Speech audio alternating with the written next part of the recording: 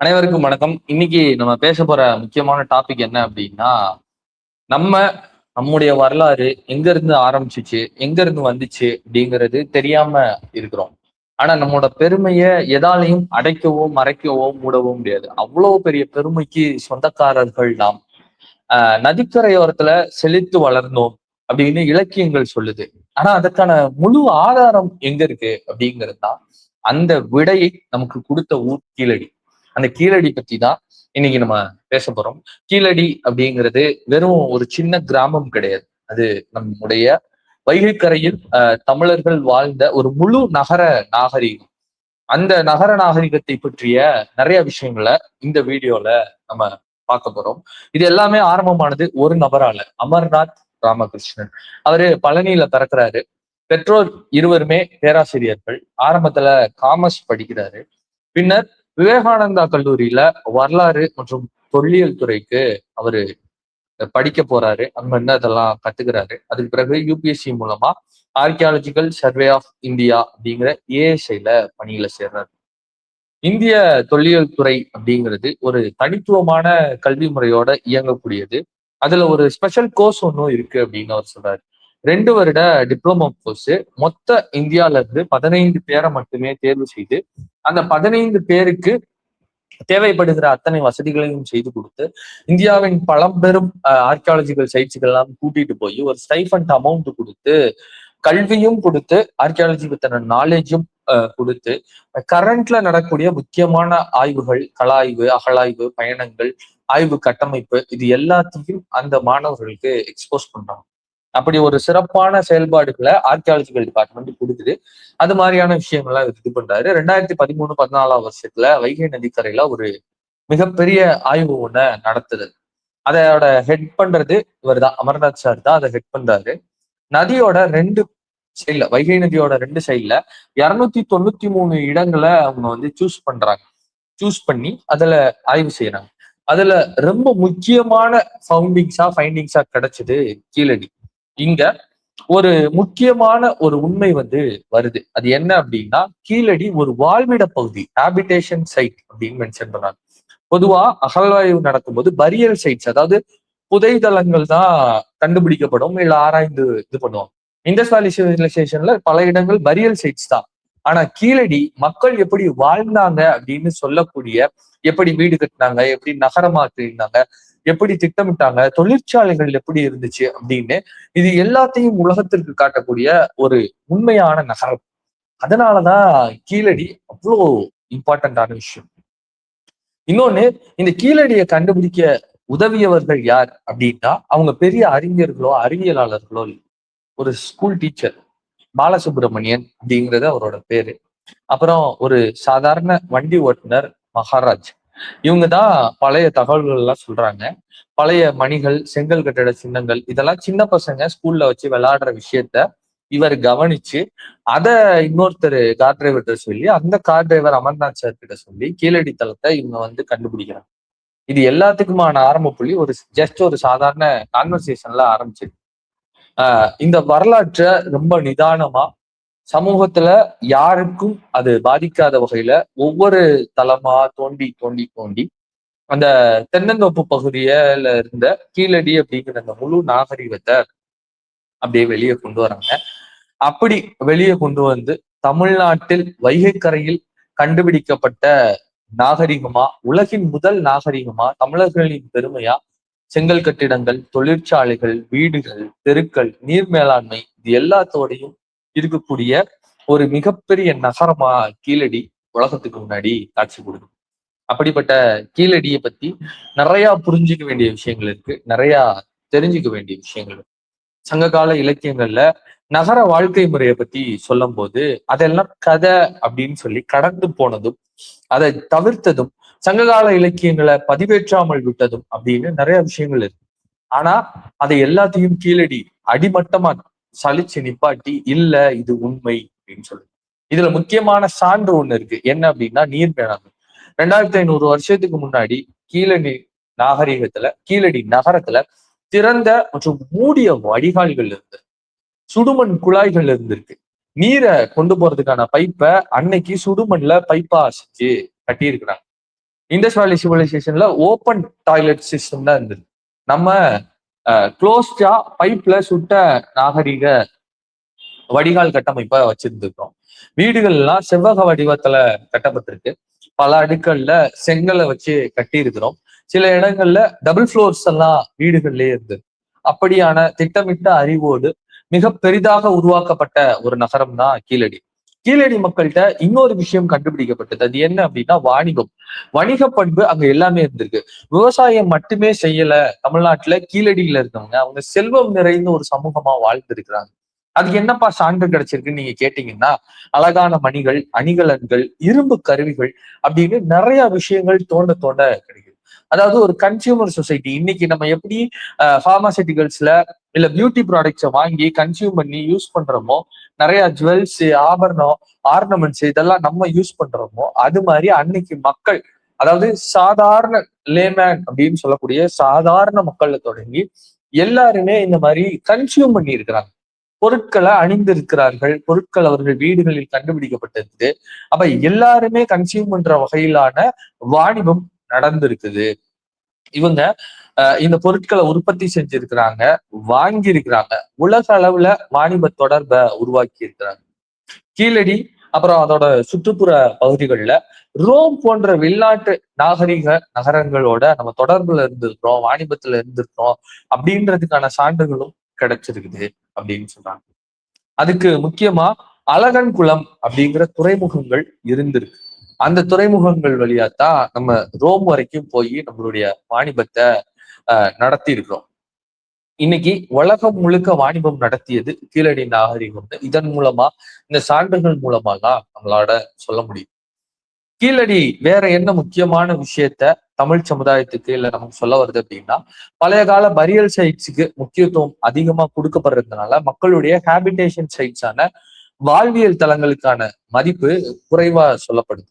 ஆனா ராமகிருஷ்ணன் சார் என்ன சொல்றாரு, அமர்நாத் ராமகிருஷ்ணன் சார் என்ன சொல்றாரு அப்படின்னா, பரியல் சைட்ஸ் அப்படிங்கிறது சடங்கு மற்றும் மரண மரபுகளை மட்டும்தான் காட்டும். அவங்க ஹேபிடேஷனல் சைட்ஸ் தான் ஒரு சமூகம் எப்படி வாழ்ந்துச்சு, வளர்ச்சி, தொழில், வர்த்தகம், நகரம், திட்டமிடல் அப்படின்னு இது எல்லாத்தையும் ஒருத்தவங்க புரிஞ்சுக்கணும்னா அந்த நகரத்துல மக்கள் வாழ்ந்த இடத்த தான் நம்ம பார்க்கணும். ஒரு பரியல் சைட்ஸ்ல அவங்க மரணம் தான் நமக்கு தெரியும், எத்தனை வருஷத்துக்கு முன்னாடி இறந்தாங்கன்னு தெரியும். ஆனா அவங்க எப்படி வாழ்ந்தாங்கன்னு தெரிஞ்சுக்கிறதுக்கு நமக்கு இந்த ஹேபிடேஷனல் சைட்ஸ் தான் ரொம்ப முக்கியமானது. அறிவியல் முறைப்படி இந்த ஆர்கியாலஜி டிபார்ட்மெண்ட்டை தனியா ஆர்கியாலஜின்ற ஒரு டிபார்ட்மெண்டா வெக்டரா நம்ம பிரிச்சு வைக்க முடியாது. அது பல டிபார்ட்மெண்ட்ஸோட இணைப்பு. அதாவது சயின்ஸு, லிட்ரேச்சரு, நுமிஸ்மேட்டிக்ஸ் அப்படின்னு சொல்லக்கூடிய நாணயவியல், அகழி எழுத்தியல், எபிகிராஃபி, இது எல்லாம் சேர்ந்து ஒரு சமூகத்தை புரிந்து கொள்ள உதவக்கூடிய ஒரு பணி தான் இந்த ஆர்கியாலஜி பணி. இந்த ஆர்கியாலஜி பணி மூலமா நமக்கு நம்ம வரலாறுன்னு சொல்லாம அறிவியல், சயின்ஸ் பா, இது ப்ரூவ் அண்ட் ஃபேக்ட்பா, கீழடி 2500 வருஷத்துக்கு முன்னாடி இருந்த ஊருப்பா, உலகத்தின் முதல் நாகரிகம்ப்பா அப்படின்னு சொல்றதுதான் இந்த அகழாய்வு நமக்கு கொடுக்கக்கூடிய அறிவியல் சான்று. மண்ணுக்குள்ள இருந்த மண் அடுக்குகளை ஸ்டாட்டிகிராஃபி அப்படிங்கிற அந்த தொழில்நுட்பம் மூலமா சோதிச்சு எது புதுசு, எது பழசு, எது எந்தெந்த காலகட்டத்துல வைக்கப்பட்டுச்சு அப்படிங்கிறதுல ஆரம்பிச்சு எலும்புகள், மண், சுடுமண், கல் இது எல்லாத்தையும் கார்பன் ரேட்டிங் மூலமா அளவு பண்ணி, கார்பன் ரேட்டிங் அப்படிங்கிறது அந்த மாலிகுல்ஸோட ப்ரெசன்ட் அந்த ஃபார்மேஷன்ஸ் எல்லாம் வச்சு இது எக்ஸாக்டா எத்தனை வருஷத்துக்கு முந்தியது அப்படின்னு சொல்லிடுவாங்க. சயின்ஸ் படிச்சுக்கிற எல்லாத்துக்குமே தெரியும் அந்த கார்பன் டேட்டிங்னா என்ன அப்படின்னு. நம்ம ஸ்கூல்லயுமே அது இருக்கும். அந்த கார்பன் டேட்டிங் மூலமா இந்த பொருட்களோட வயசு என்ன அப்படின்னு அப்படி இந்த கார்பன் டேட்டிங் பண்ணும்போது இந்த கீழடியில் கிடைத்த பொருட்களோட வயசுதான் உலகத்தையே ஷாக்குக்கு உள்ளாக்குது. அப்படி கீழடியில கிடைச்ச பொருட்கள் எல்லாத்தையும் எடுத்து அமெரிக்காவுக்கு கார்பன் டேட்டிங்க்கு அனுப்புறாங்க. அப்ப கீழடியினுடைய வயது கிமு 600, அதாவது கிமு கிறிஸ்து பிறப்பதற்கு முன் 600 அப்படின்றது உறுதி செய்யப்பட்ட ஒரு தகவல் நமக்கு கிடைக்குது. இதுல இன்னொரு மிகப்பெரிய விஷயம் இருக்கு. என்ன அப்படின்னா, தமிழ் மொழியில மிகவும் பழமையான இலக்கண நூல் தொல்காப்பியம். அது உருவாக அது என்ன சொல்லுது அப்படின்னா, ஒரு மொழி பல ஆயிரம் ஆண்டுகளா வளர்ச்சி அடைந்து இருக்க வேண்டும் அப்படின்னு சொல்லி. ஏன்னா இந்த தொல்காப்பியம் நிறைய நூலை மேற்கோள் காட்டுது. அப்ப அதுக்கு முன்னாடி அவ்வளவு நூட்கள் இருந்திருக்குன்னு நம்ம புரிஞ்சுக்க முடியுது. இந்த அகழாய்வு அதை மீண்டும் உறுதிப்படுத்துது. அதாவது இவ்வளவு காலத்துக்கு முன்னாடியே இப்படி ஒரு வளர்ச்சி அடைந்த நாகரிகம் இருந்திருந்தா அப்ப அதுக்கு முன்னாடி அவங்க எப்ப ட்ரைபல்ஸா இருந்திருப்பாங்க அப்படின்னு யோசிச்சு பார்க்கும்போது அது இன்னும் பின்னோக்கிய காலத்தை கொண்டு போய் நம்மளை நிப்பாட்டுது அப்படிங்கிறது தான். மொழி வளர்ச்சி மட்டும் இல்லாம மனிதர்கள் இந்திய நிலப்பரப்புல வாழ்ந்தது அப்படிங்கிறதே உணர்த்துது. உசிலம்பட்டி பக்கத்துல அட்ரி அட்ரிரம்பாக்கம் அப்படிங்கிற பகுதியில இந்த விஷயங்கள் மெட்ராஸ் இண்டஸ்ட்ரி அப்படிங்கிற பெயர்ல ஹோமோ எரெக்டஸ் மூலமா ஹோமோ எரெக்டஸ் அப்படின்னு சொல்லப்படக்கூடிய முதலாம் மனித முன்னோர்களின் வரலாறு 1.5 மில்லியன் ஆண்டுகளுக்கு பழமையானது அப்படின்னு கண்டுபிடிக்கிறாங்க. அப்ப நம்ம இப்ப பேசின மாதிரி கீழடி நாகரிகமே இவ்வளவு பழசுன்னா அந்த உசிலம்பட்டி பக்கத்துல கண்டுபிடிச்சது எவ்வளவு பழைய மனுஷனை கண்டுபிடிச்சிருக்காங்கன்னு பாருங்க. அப்போ எவ்வளவு பேக்ல நம்ம மதுரையை சுத்தி உள்ள பகுதிகளில மக்கள் மனிதர்கள் ஆர்ஜின் ஆகி வாழ்ந்திருக்கிறாங்க அப்படிங்கிறது தான். இது எல்லாத்தையும் நமக்கு அள்ளி அள்ளி தரக்கூடிய பொக்கிஷமா கீழடி இருந்திருக்கு. இன்னொரு ரிசர்ச்சரா பேராசிரியர் பிச்சப்பன் அப்படிங்கிறவரு ஒரு ரிசர்ச் பண்றாரு. உசிலம்பட்டி அருகே இருக்கக்கூடிய ஒருத்தரோட ரத்தத்து மூலமா 60,000 ஆண்டுகளுக்கு முன் இந்தியாவுல வந்தவங்களுடைய மரபணு எப்படி இருக்கும் அப்படின்னு சொல்லி ஜெனட்டிக்கலா மார்க் பண்ணி இங்க எப்படி இருந்திருப்பாங்க அப்படின்னு சொல்லி அவர் கண்டுபிடிக்கிறார். மனிதர்கள் எங்கிருந்து வந்தார்கள், எங்கிருந்து ஆரம்பமாச்சு இந்த ஹியூமன் கைண்ட் அப்படிங்கிறது தான் கண்டுபிடிக்கிற வரைக்குமான விஷயங்கள் எல்லாத்தையும் தமிழ்நாட்டுல நம்ம கொண்டாடுற அளவுக்கு கொண்டாடுறோம். தமிழர்கள் இந்திய மக்கள்ல மொத்தமா ஒரு நீண்ட வரலாற்றை கொண்ட ஒரு இனக்குழுவா நம்ம வாழ்றோம். மிக நீண்ட வரலாறை கொண்ட ஒரு மொழியை நம்ம சுமக்கிறோம். கலாச்சாரமும் பண்பாடும் நாம வாழ்ந்த வாழ்க்கையும் நகர அமைப்பும் திட்டமிடலும் அப்படின்னு கீழடி மிகப்பெரிய ஒரு இடத்தை தமிழர் வாழ்வியல்ல பதிக்குது. கீழடி இதுவரைக்கும் இருந்த பல மிச்சுகளை உடைச்சிருக்கு. சயின்டிபிக்கலா தமிழ் நாகரிகம் எவ்வளவு முந்தையது, வைகைக்கரை நாகரிகம் எவ்வளவு முந்தையது அப்படின்னு சொல்லி இருக்குது. இதுவரைக்கும் கட்டுக்கதைன்னு சொன்னவங்க எல்லாரோட முகத்திரையும் உடைத்திருக்கிறது. அந்த கருத்தியல்களை அடியோட சுக்குநூறா உடைச்சிருக்குது. ஆனா இந்த ஒட்டுமொத்த அறிவியல் சான்றிதழ் ரிப்போர்ட்டும் இன்னும் நம்ம கைக்கு வரல. இது கூடிய சீக்கிரம் வரும் அப்படின்னு நம்ம நம்புவோம். இது எல்லாமே இனி யாரும் கதைன்னு சொல்ல முடியல. சங்ககால பாடல்கள், 18 கீழ்கலத்து நூல்கள், மேல்கலத்து நூல்கள் எல்லாமே சொன்ன விஷயங்கள் எதையுமே இனி யாரும் கட்டுக்கதை அப்படின்னு கடந்து போகவே முடியாது. அவ்வளவு பெரிய வரலாற்றை தமிழர் நாகரிகத்தை கீழடி நமக்கு கொடுத்திருக்குது. அதை விட இன்னொரு இன்ட்ரெஸ்டிங்கான டேட்டா ஃபேக்ட் என்ன அப்படின்னா, நம்மளோட கீழடி மியூசியம் இருக்குல்ல, அது பியூட்டிஃபுல்லா அந்த கீழடியை ரீக்ரியேட் பண்ண நம்மளுடைய தமிழ்நாட்டு கீழடி மியூசியம் இந்த 2 வருஷத்துல மட்டும் ஒரு 10 லட்சம் மக்கள் பார்த்துட்டு போயிருக்கிறாங்க. இது மிகப்பெரிய சாதனை.